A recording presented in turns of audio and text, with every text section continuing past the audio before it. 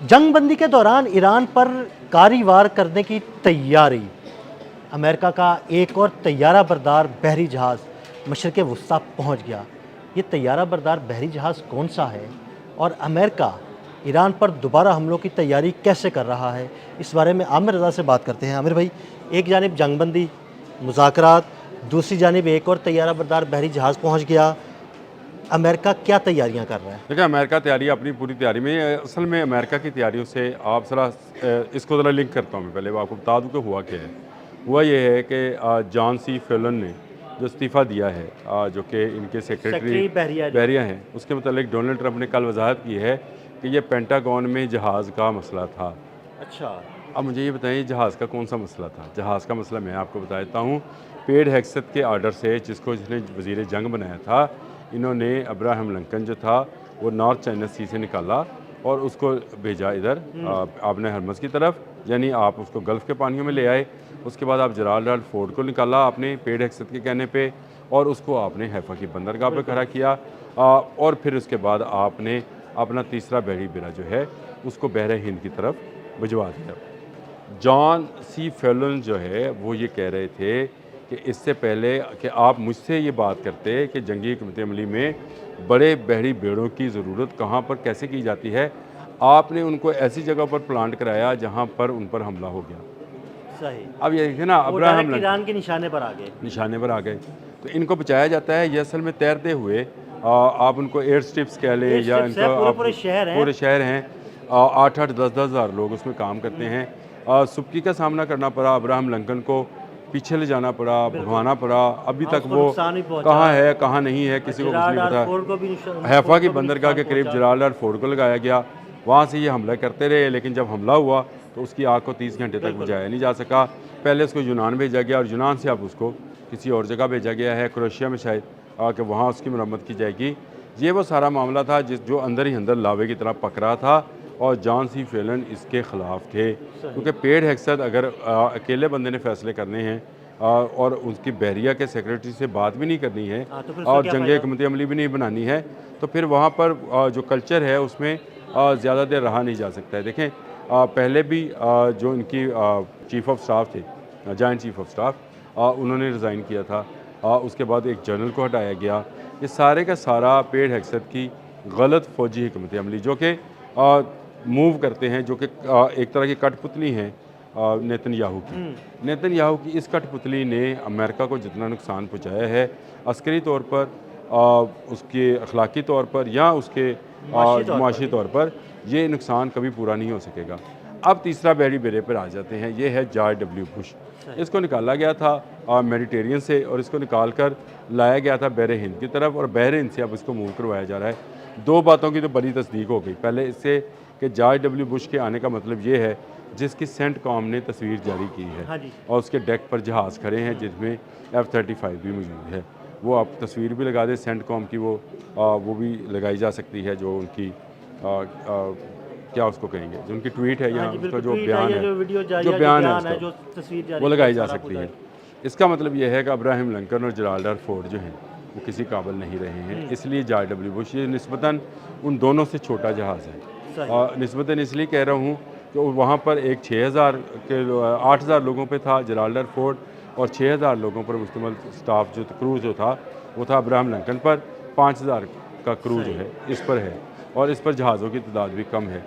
अब इसको झोंका जा रहा है। दूसरी जानब ईरान ने एक नया स्वाम अटैक जो है वो भी तैयार कर लिया है, यानी इस जहाज़ को में भी जितने इंटरसेप्टर्स हैं वो अमेरिका ख़त्म करवा लेगा अगर इसको इसके ज़रिए हमला करेगा। तो ये प्लानिंग उनकी कि इन पानियों में उनका एक बहरी बेड़ा जो है, बड़ा बहरी बेड़ा हर वक्त मौजूद होना चाहिए।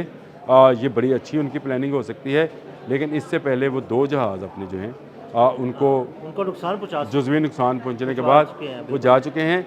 इनका 5th फ्लीट जो है उसका हेडक्वार्टर जो है, जो कि बहरीन में था, उसको तबाह करा चुके हैं। इनका 3rd का जो आई थी, जिसको ये वो कहते थे कि ये इस गल्फ़ आई उसको बोला जाता था, ईरान ने वो आँख भी फोड़ दी। अब ये एक तीसरे जहाज़ को शायद इस तरह से पोर्ट्रेट कर रहे हैं कि ये आएगा तो ये छा जाएगा, देखिए ईरान के लिए इसको भी तबाह करना, कोई ईरान एक नई हुकूमत अमली के साथ आ जाएगा सामने, लेकिन अभी भी इसको आपने हरमुज़ की तरफ नहीं लेके आएंगे, ये अमान के सालों की तरफ, यानी पीछे ही जी पीछे ही रहेगा, इस तरफ नहीं आएगा। अगर इस तरफ आएगा तो ये भी मारा जाएगा।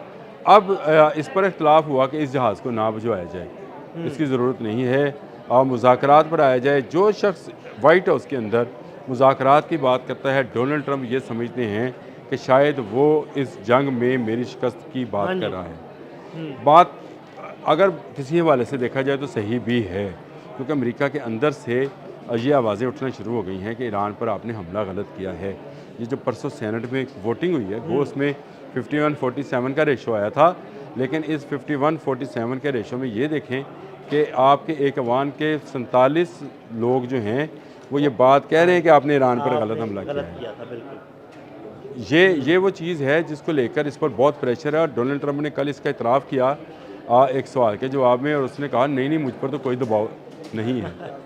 ये डिप्रेशन होता है इंसान के अंदर, जब इंसान मेरे पर दबाव हो। मेरा ख्याल है ये स्लीपिंग पिल्स यूज़ कर रहा होगा, एंटी डिप्रेशन मेडिसिन ले रहा होगा, और कोई शायद उस पर जो है कोई दम दरूद भी किया जा रहा होगा, जो इसने पहले भी कराया था मुख्तलिफ पादरियों को बुलाकर।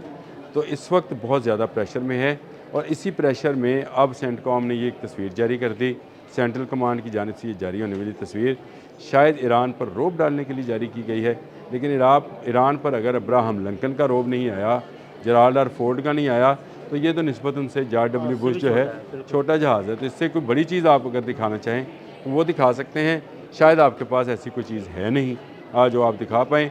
हाँ, आपने अपनी जंगी तैयारियों के हवाले से ये दिया, तो जंग तो हो चुकी। 40 रोज़ा जंग में ईरान आपको और आप ईरान को आजमा चुके।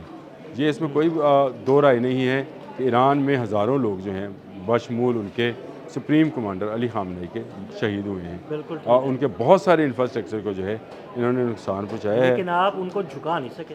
यही मैं कहता हूँ, अगर आप उनको झुका नहीं पाए हैं तो क्या आपका जॉर्ज डब्ल्यू बुश जो है वो झुका पाएगा? क्या आपको तस्वीर जारी करने से ईरान उसके रोब में आ जाएगा? बिल्कुल नहीं आएगा। बल्कि मेरा ख्याल है पासदारान इनकलाब जो है या उनकी बहरिया के लोग जो हैं वो इस बात पर हंस रहे होंगे कि ये एक तीसरा शिकार हमारे लिए आ गया है। हाँ बिल्कुल, देखें ना, तीसरा शिकार ही हुआ ना, और उसको कोशिश करेंगे। लेकिन मशरिक़ वस्ता और में मैं आपको कुछ नहीं छोड़ा, समुद्रों में उन्होंने अमेरिका का कुछ नहीं छोड़ा, एक और नया शिकार ही होगा उनके लिए। देखें मैं आपको बताऊं, एक बात ये तय है, आपका अब्राहम लिंकन और जेराल्ड आर फोर्ड ज़ख्मी हुए, डूबे नहीं हैं। अगर कोई जहाज़ डूब गया अमेरिका का तो फिर ना सिर्फ अमेरिका की मशर डूबेगी, अमेरिका का गुरूर डूबेगा, बल्कि मैं ये कहता हूँ अमेरिका एक नया USSR होगा। अमेरिका में रियासतें अलहदगी का ऐलान कर देंगी। जब आपकी फ़ौजी क़ुव्वत कमज़ोर होती है तो आपके अंदर जो वो मुत्तहिद रहने का कॉन्फिडेंस होता है वो भी शेक करता है। जब वो शेक करता है तो फिर आपकी रियासत जो है टूटना शुरू हो जाती है। तो आपको बाइंड रखने के लिए आपकी फ़ोर्स बड़ी काम करती है। देखें ईरान क्यों बाइंडिंग में रहा, पासदारान इनकलाब फोर्स में थे, ऐसे ही ये वजह है कि वो मुत्तहिद रहे। जैसे ही आपको नज़र आता है कि आपकी फ़ौज जो है कमज़ोर हुई है, तो ना सिर्फ मिडल ईस्ट की रियासतें तो इनके हाथ से निकल ही रही हैं, वो तो आप छोड़ दें, मिडल ईस्ट में अब इनकी इजारादारी बाकी रहेगी। वहाँ चीन आ गया है बड़ा प्लेयर बनकर, लेकिन अमेरिका के अंदर भी रियासतें जो हैं वो शायद डिफेंस और करेंसी में से बाहर निकलने की बात करें। ये वो बात चीज़ है जिसको लेकर मैं समझ रहा हूँ कि ये तस्वीर जो है शायद वो इम्पेक्ट ना डाल सके जो ये डालना चाहते हैं। ये उल्टा इम्पेक्ट जाएगा, और ईरान आने वाले वक्त के लिए इसकी तैयारी किए बैठा है कि इनका तीसरा बहरी बेड़ा भी जो है उसको इसको मफलूज ना किया जाए, उसको डुबोया जाए। ये डूबेगा तो अमेरिका डूबेगा, और फिर ईरान जो है, और इस दफ़ा जरूर डुबोएगा। देखिए अमेरिका डूबेगा तो ईरान उभरेगा। ईरान के उभरने से चीन जो है ये एक नई सुपर पावर बन के, यानी सबसे बड़ी सुपर पावर बन के और नए वर्ल्ड ऑर्डर के साथ जो है वो आएगा। ये मेरी प्रेडिक्शन है कि अब वर्ल्ड ऑर्डर जो है, ये न्यू वर्ल्ड ऑर्डर अमेरिका में आया था 2000 में, उसके बाद इराक पर और बाकी चीज़ों पर हमला किया गया था।